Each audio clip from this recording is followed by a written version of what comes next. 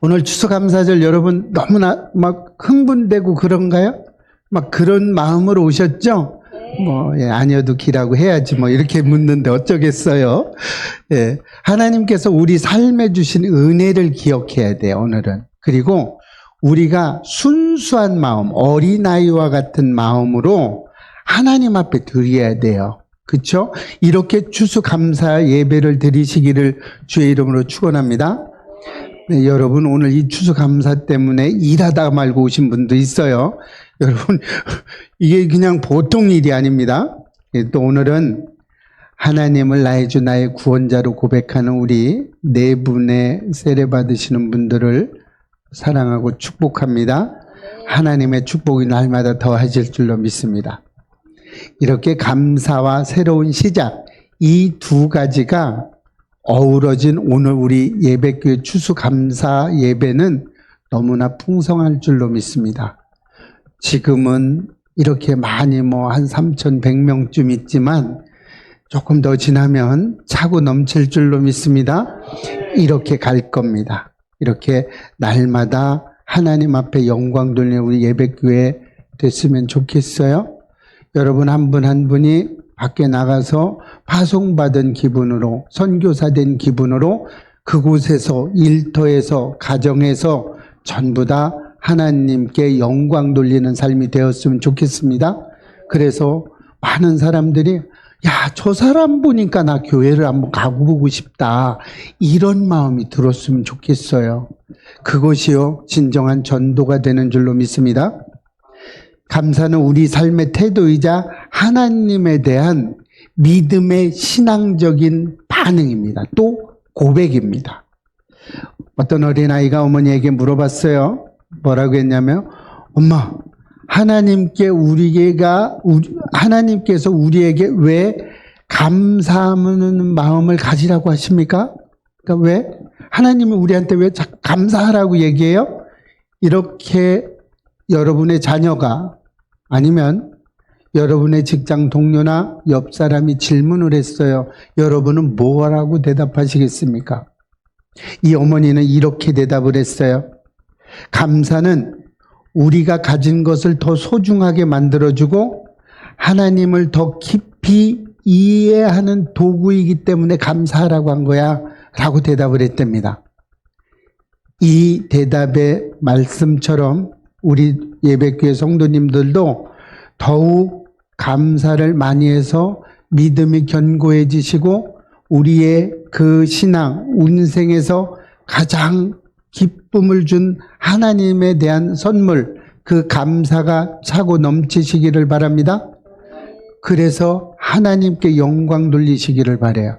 그래서 감사의 출발은 하나님을 신뢰하는 마음에서부터 생깁니다. 여러분, 아내나 남편이 신뢰가 되지 않으면 가장 괴로운 게 누군지 아세요?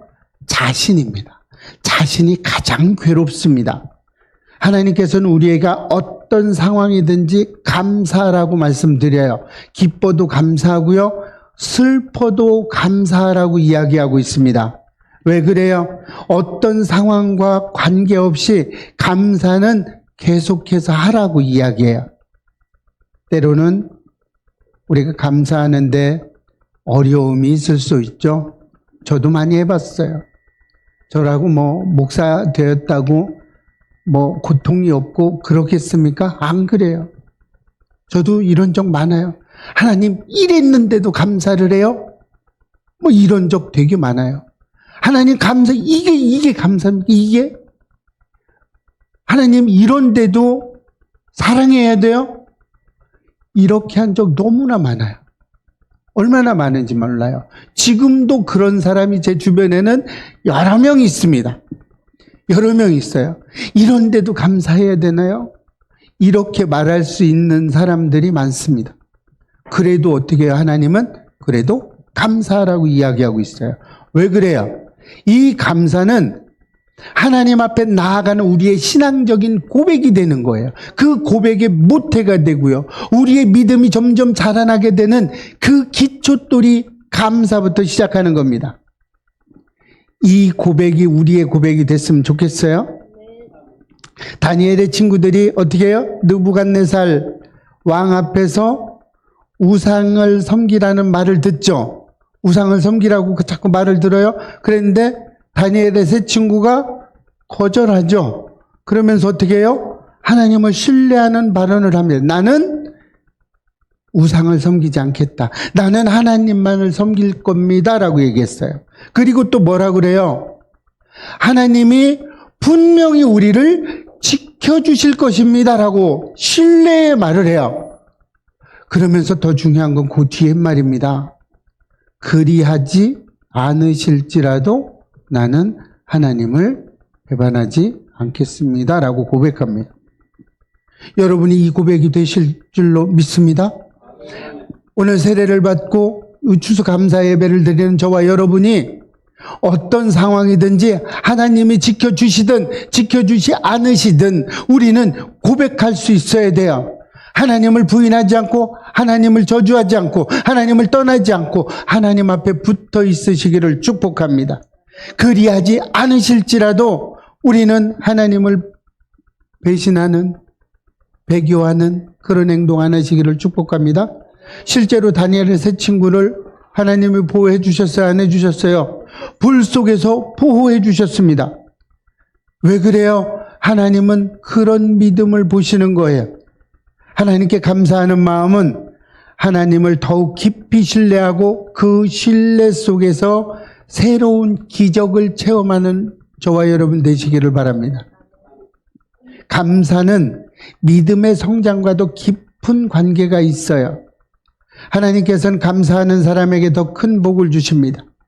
누가복음 17장에 보면 나병 환자 10명이 있어요. 이 10명을 다 고쳐주셨어요. 그랬는데 이방인 사마리아 여인 한 명만이 예수님에게 나와서 감사합니다 고백을 합니다. 그래서 이 나병 환자는 돌아온 한 명은 육체의 구원뿐만 아니라 영적인 구원까지 함께 받으셨어요. 여러분, 우리 이렇게 감사가 중요합니다. 이 구원이 오늘 이 자리에 있으시기를 바랍니다. 오늘 신학생이 있었어요. 이 신학생은 경제적으로 매우 어려웠습니다. 하루하루 걱정을 했고요. 힘들었어요. 왜요? 너무나 가난했기 때문에 학비를 댈 것도 없었고 가정을 또 어떻게 할 수도 없었어요. 이날부터 그는 자신의 주위를 살펴보면서 감사하는 것을 한번 생각해 봤어요. 작은 것에 감사하는 것. 아침에 창문으로 들어오는 햇빛도 감사했고요. 또 동료들과 또 같은 신학생들끼리 이야기하는 것도 감사했어요. 그래서 모든 것이 다 감사하고 하나님 앞에 그 감사 기도를 늘 드렸어요. 이렇게 해서 어떻게 했어요? 그 감사는 그 신학생의 깊은 믿음의 뿌리가 되기 시작을 했습니다. 이 작은 감사들이 쌓여서 큰 믿음으로 열매를 맺게 됐어요. 그렇게 힘들게 했던 그 신학생은 지금 아주 훌륭한 목회자가 돼서 열심히 목회 활동을 코피 흘려가면서 하고 있습니다. 그런 거예요. 우리도 이 신학생처럼 작은 것에 감사하는 생활을 하다 보면 하나님의 손길을 경험하게 될 겁니다. 그래서 우리의 큰 믿음이 하나님 앞에 뿌리 깊게 내릴 줄로 믿습니다. 이 믿음이 되시기를 바라요. 오늘 믿음을 바탕으로 세례를 받는 네 분도 있습니다. 이 네 분의 세례의 의미와 공동체의 책임은 무엇이 있을까요? 그냥 세례를 받으면 끝나는 게 아니에요.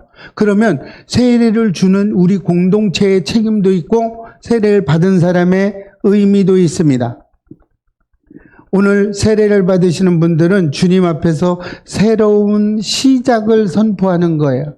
지금까지 세상적으로 살아왔던, 나 중심적으로 살아왔던 것을 이제는 하나님 중심적으로 살아가겠습니다라고 믿음의 공포를 하는 겁니다.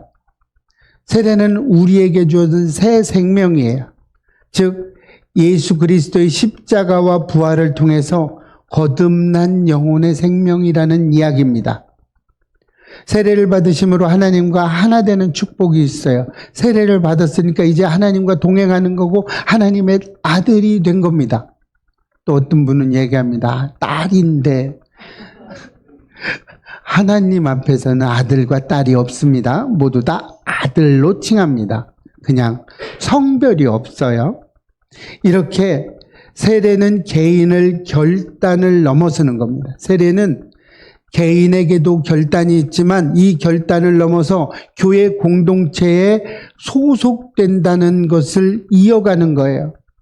세례를 받으시면 그리스도의 몸인 교회에 속하게 된다는 의미도 가지고 있습니다.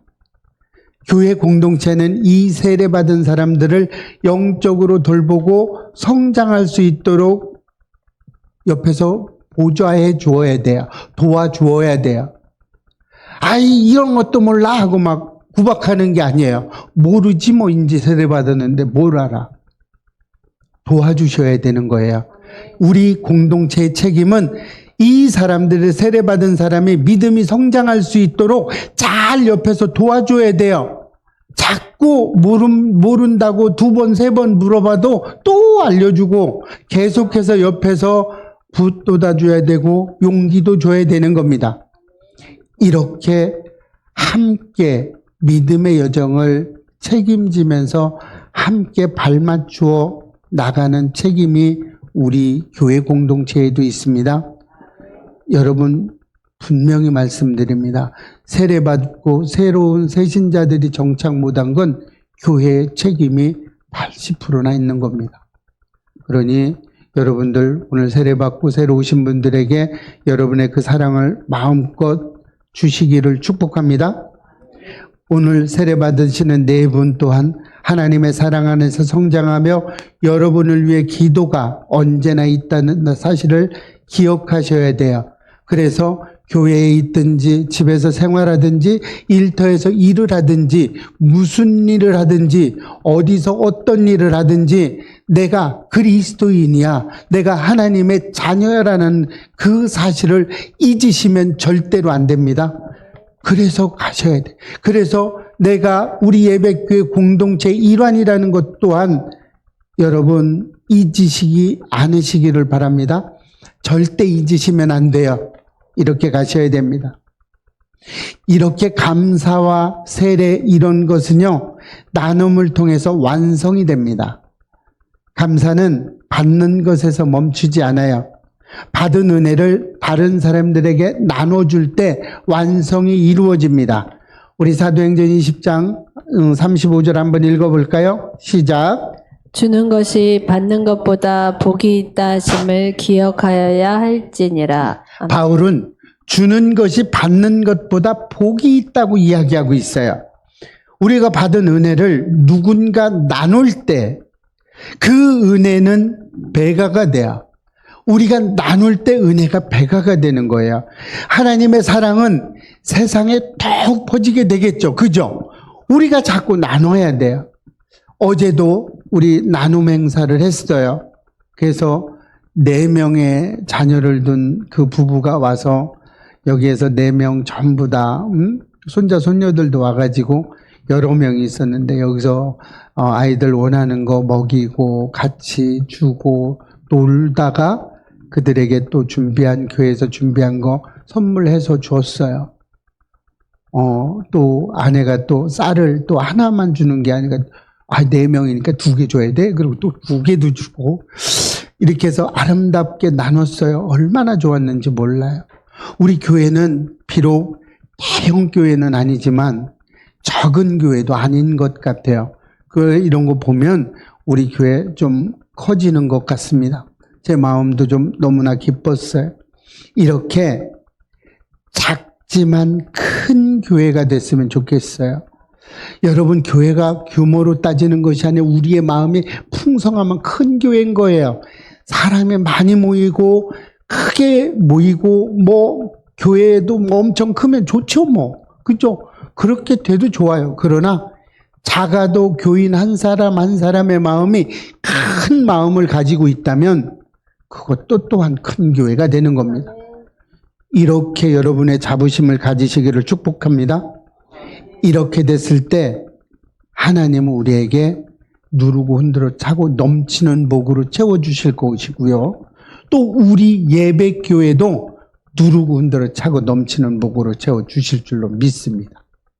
여러분에게 이 예배가, 이 세례 교육이, 또 이 세례 예식과 추수감사 예배가 하나님의 베푸신 은혜를 다시 한번 깊이 새기는 중요한 자리가 됐으면 좋겠습니다.